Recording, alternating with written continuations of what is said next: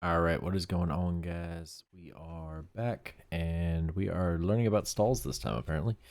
I do have to make a correction again to some of the information. Apparently, they are no longer selling these brand new. You can get them brand new for like 80 bucks now. Apparently, that's how good they are.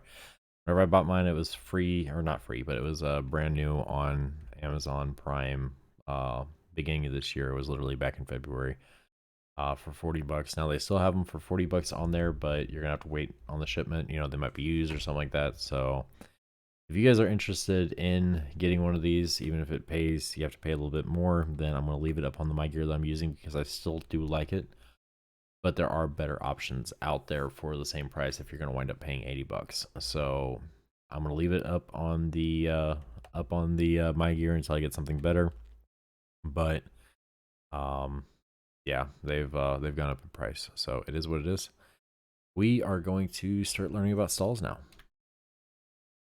Possibly. There we go.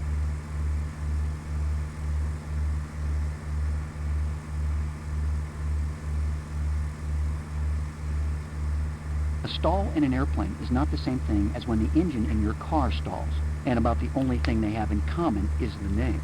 When we talk about stalls in an airplane, we're talking about the wings losing their ability to generate lift. When that happens, we are no longer a beautiful bird soaring amongst the clouds. We instead become just another rock falling to the ground. In this lesson, we're going to stop flying, so you can see what I mean. That's right, I said stop flying. In other words, stall.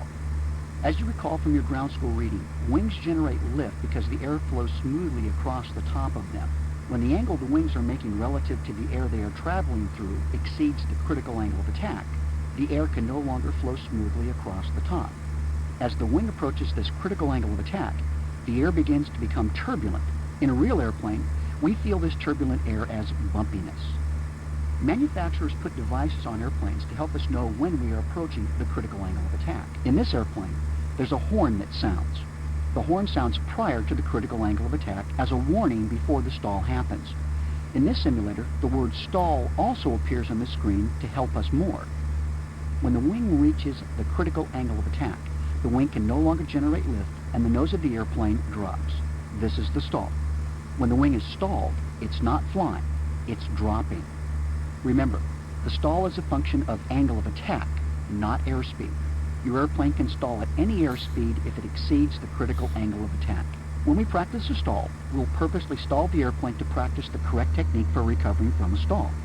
There are only 3 things to remember about stall recovery. First, push the nose over. This points the nose down so that we can gain some airflow back over the wings. Second, get or keep the wings level. There is nothing more annoying than a sudden, unexpected spin on short final. Third, apply full power and raise the nose back up slightly so we don't lose too much altitude. The goal of a stall recovery is to get the airplane back under control and lose as little altitude as possible. Now, most stalls occur near the ground on approach. Typically, we get distracted by things outside the airplane or sometimes even inside the airplane, and we forget to fly the airplane. That's the problem. It's important not to raise the nose back up too much or too fast, or we'll go into a secondary stall, which is really just a stall that happens while we're trying to recover from the first stall. I want you to slow the airplane and stall it, then recover. Reduce the throttle to flight idle and maintain 4,500 feet to enter the stall. Slowly allow the airspeed to decay by increasing the pitch. Pull back on the stick to slowly increase the airplane's pitch. The idea is to slow down but maintain altitude as a means of entering the stall. As soon as the stall warning sounds, begin the recovery by allowing the nose to come down gently and apply full power. Be careful to keep the wings level and not to allow the nose to fall too far below the horizon. There's the stall warning, so let the nose down and apply full power. Now raise the nose above the horizon for just a second to gain a little altitude, then resume straight and level flight.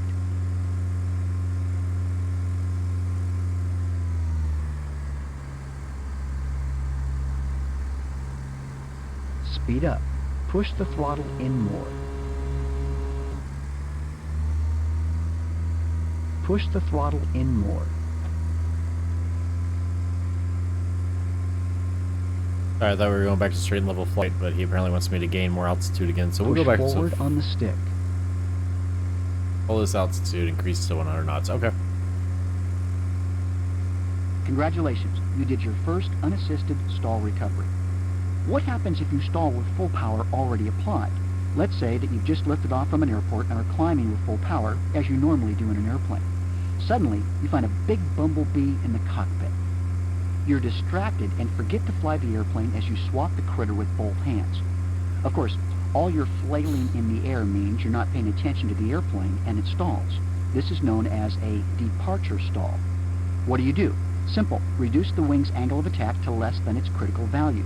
Lower the nose to an attitude less than climb attitude. Once the airplane is no longer stalled, you can recover back to climbing attitude. Now don't worry about touching the throttle since full power is already applied. Establish a climb at 75 knots with full power. Make sure you trim for this condition too.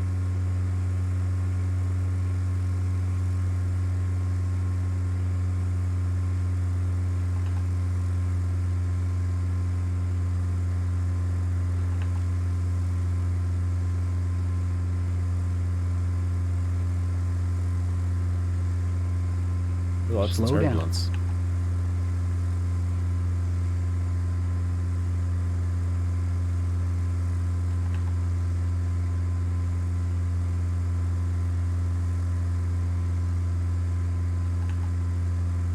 Now, gently raise the nose high enough to exceed the critical angle of attack.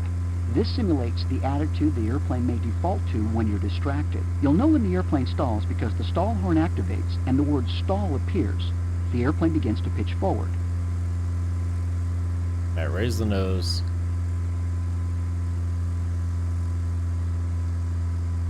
There we go. Coming up on stall speed. Right about. Oof. It's hard to get to stall speed. Oof. Got to really pull on it. There it is. That should be stall. Recover from the stall by lowering the nose sufficiently to decrease the angle of attack. When the airplane is no longer stalled, raise the nose and resume your climb. Be sure to avoid a secondary stall by not raising the nose too fast or raising it beyond the normal climb attitude. There you have it. Remember, pilots must recover from the departure stall by reducing the angle of attack first, then pulling back on the joystick to re-establish the climb. This means they must fight the almost instinctual response to pull the nose up to climb before they reduce the angle of attack first. You must actually go against your natural inclinations and push forward slightly or decrease the back pressure applied to the joystick to reduce the angle of attack to less than its critical value. Simultaneously adding power also helps assist in the stall recovery, unless you're already at full power. Then, and only then, will the airplane recover from a stall, at which point you can select a nose-up pitch attitude and climb. One of the key things to remember about stalls is, if you sense one coming on, an imminent stall, you do the things necessary to prevent a stall from occurring in the first place. This is just common sense. In other words, if you hear the stall horn, which typically activates 5 to 7 knots above a stall, you immediately apply stall recovery procedures. If you understand this point, you understand the most important thing about stalls. Cool. Alright, so I guess that's it. Nice quick thing. You know, you start to stall out, full throttle, nose down, gain airspeed, pull right back up into your climb again.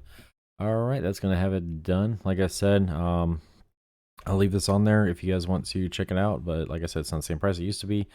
Definitely better options out there, but this is still a solid option for the price. I would definitely consider paying.